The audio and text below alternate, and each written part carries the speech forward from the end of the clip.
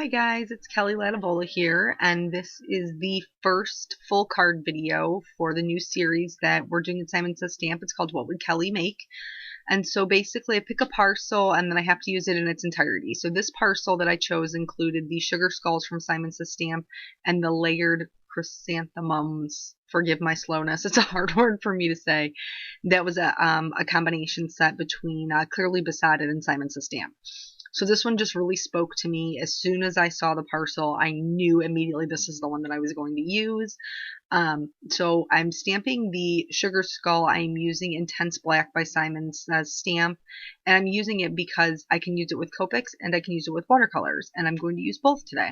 So I'm going to use Liquid Biscuit by Grumbacher to go ahead and mask that. I have a paintbrush that is completely devoted to this because no matter how much I clean that paintbrush, it still keeps some of the stickiness for some reason. So I just covered that up. You want to make sure it's completely dry. I'm working on Canson watercolor paper. I taped it down to a board, and then I just have a small cup of clear water. You don't need a ton of water to do this technique, but you do need ink that works with water. So I'm using Distress inks, and I like to give myself a little palette on my Ranger craft mat, so I just kind of smush them down there. If you watched the technique video, some of this is probably going to sound pretty similar. This will just be maybe a little bit more in depth. So I'm going to do second generation stamping for my flowers. I'm going to stamp them off one time and then use the second stamping on my actual project. It's a lot easier to blend out a second stamping. There's not quite as much pigment. You can get away with first generation stamping with some of the colors that are lighter, and I will be doing that for the Twisted Citron for the leaves. It's easy to blend those out just because it's a lighter color, but anything that's darker can be a little difficult to get rid of those super hard edges. Speaking of hard edges, you have to decide what your style is. Are you going to be a loose watercolor artist? Are you going to keep things very tight and a specific shape? I like a mix of both. That's just my preference. I like hard lines and soft lines. I think that the fact that it's always different and it's never the same is what makes it really, really beautiful. So I'm using just a little bit of water, and I'm working with the areas that already have pigment on them on the paper. When I want it to be more loose, I'm adding some clear water just to the outside edge that I want to be loose, and then I'm taking the pigment to the water. Alternatively, you could wet the colored areas and then bring in the clean clear water from the outside in. I would never recommend that you take the colored part of the flower and move it out without using water. It's not going to give you a soft edge. It's just going to change where your hard edge stops because there isn't anything to lighten up that color. Once you have all of the areas wet, and they'll dry pretty quickly because you're not using a ton of water, so you want to make sure to keep all of them damp as you're moving. You saw me periodically going back and touching my brush to them just to make sure that they still had moisture in them. And the reason is because in order to deepen up that color, I work off that palette that I had used on the craft mat and just drop in little bits of color. Important note, you have to have an equal parts or more moisture on your brush than you do on your paper. If you have less moisture on your brush, then you'll actually suck up water from your paper, which isn't going to be helpful. Another thing to note is those white breaks are super important because anywhere that you touch moisture to, the color is going to run. So if you touch your areas together, it's just going to end up being one big red blob. You need those white breaks. That's what's going to give you any sort of definition. Here I'm just showing you that even though I was done with that flower, I wanted to go back in and add in some dark. As long as those areas are still wet, you can absolutely do that. You can go in and keep adding color until you're happy with it. These flowers are now dry, so I'm going to go in with the smaller chrysanthemum, and I want to stamp them so that they're directly next to each other, but I don't want to stamp over what I've already painted. So I'm going to use just a damp baby wipe to wipe away the corner that I don't want to stamp.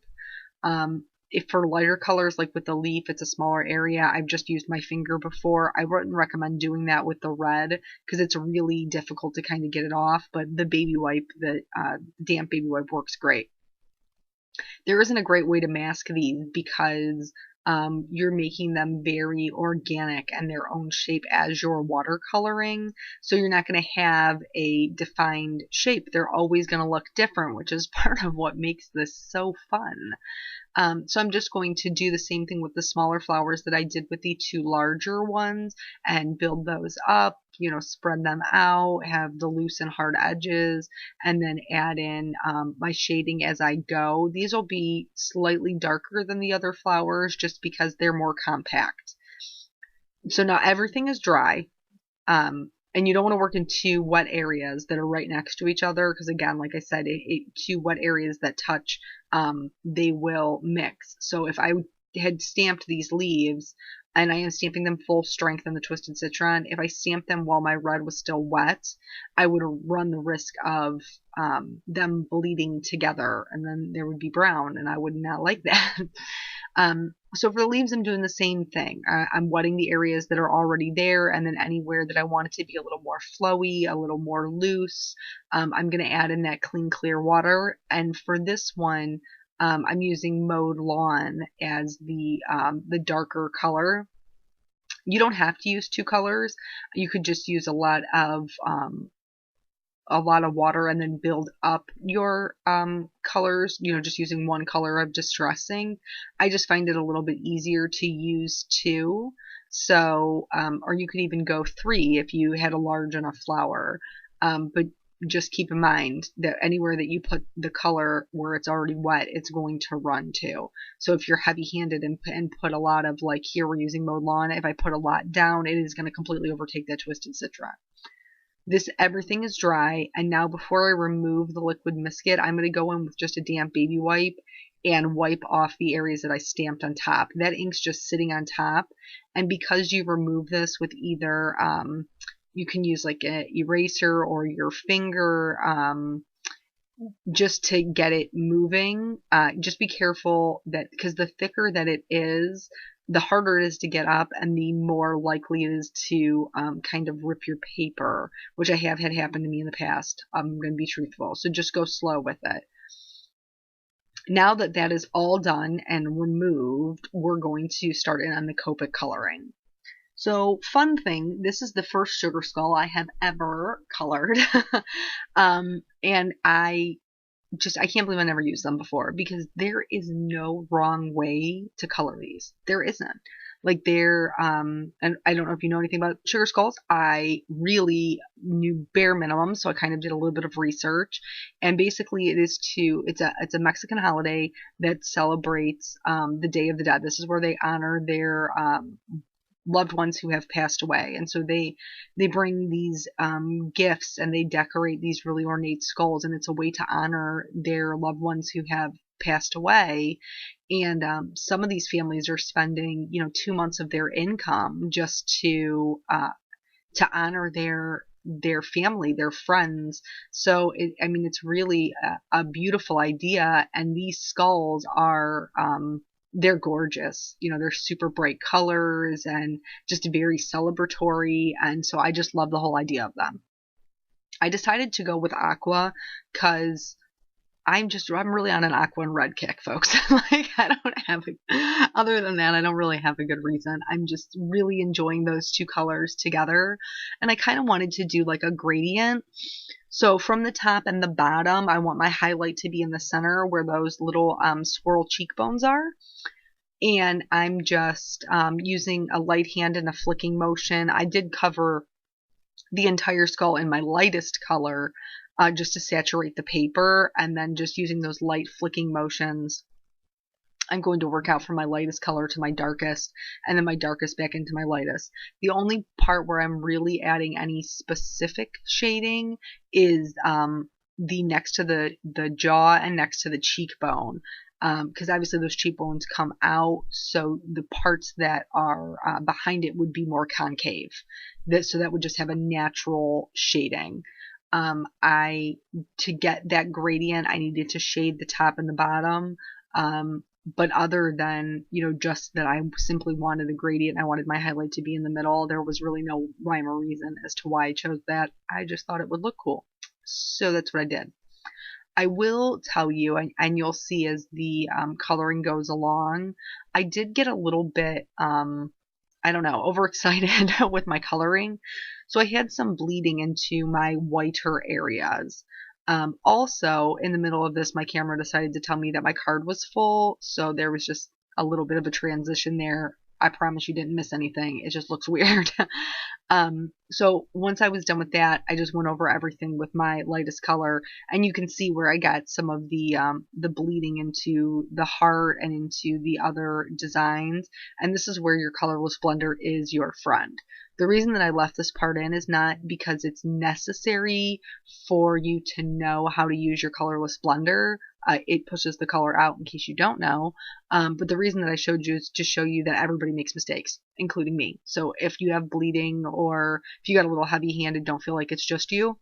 We all do it. It's totally okay and fixable. So for the teeth, I wanted them to be white, but I wanted them to have some dimension. So I am going to just shade them with a C3 and a C1. I'm not coloring the entire thing because when you're coloring something white, you definitely want to leave white in there. And then once those are done, I'm going to start adding in some of the more fun colors. I knew I was going to put red in it to be complementary to those flowers that are in the background. There was the heart below the nose, the flowers in the eyes, and then the decorative. It almost looks kind of like a headpiece. I knew I was going to put red in. I chose reds that I felt matched the candied apple and the fired brick. So that was just how I picked mine. This also happens to be my regular go-to red combination. But I'm sure whatever you're deciding to use or color them, they don't even have to match. This is just something that I thought would be pretty. I'm coloring them as if there is I guess a central highlight if the light was looking directly at the skull. For the flowers in the eyes, I'm just doing little flicks of color, one flick per petal, and I'm making the flicks smaller as the colors get darker. That's just so I can conserve and show all of the colors that I was using. For the darkest color, that's going to be the smallest area in the eyes, and then also the smallest area in the decorations. It's really just going to go in the corners where it would be the darkest. And you don't need a lot of your what I call my contrast color. Whatever your darkest color is, you don't need a lot of it. And you don't need a lot of your highlight color. Those are just necessary for you to have that dimension. But really, the two colors that you're going to be seeing for me, because I use 4 colors, are the 2 middle ones. Those are going to be your most dominant colors. Everything else is just to kind of give you that little bit of oomph so that it really looks like it's, popping off the page. I kind of went back and forth with what colors to use. I really kind of wanted to use a hot pink. But in the end, I just felt like it was going to be too close to the red. So I ended up going for some oranges and yellows. My lightest color for the oranges is my darkest color for the yellows. And this is something that I just chose to do a lot of times when I have a lot going on in a card, like especially if I'm doing a scene. I try to keep my palette kind of limited because it can get a little confusing with all of those different colors. So these were, since the skull was so cool, meaning blue based, I really liked the idea of bringing in kind of like those fire colors to pop off of the skull. I did want to mention I stamped my skull with just a regular acrylic block. In hindsight, I really wish I would have used my Misty. 2 reasons why. I wish I would have used my Misty because you never really get a great impression on watercolor paper, especially not if you're working on the rough side, which I am. So that was my mistake number 1. I knew that it wasn't going to be completely solid black. And then especially using the liquid Misket, which is a fantastic tool, sometimes it can kind of lighten up that black quite a bit. So I wish I had used the Misty because of that. And then at the end of the video, at the end of every card, I always outline the card. Here I'm going to add in some white gel pen just to those dots around the eyes. I wanted to incorporate a little bit more white along with the teeth and that, super white background. I'm a clean and simple card maker. I love a bright white background. It just makes me happy. And then here's that outlining that I was telling you about.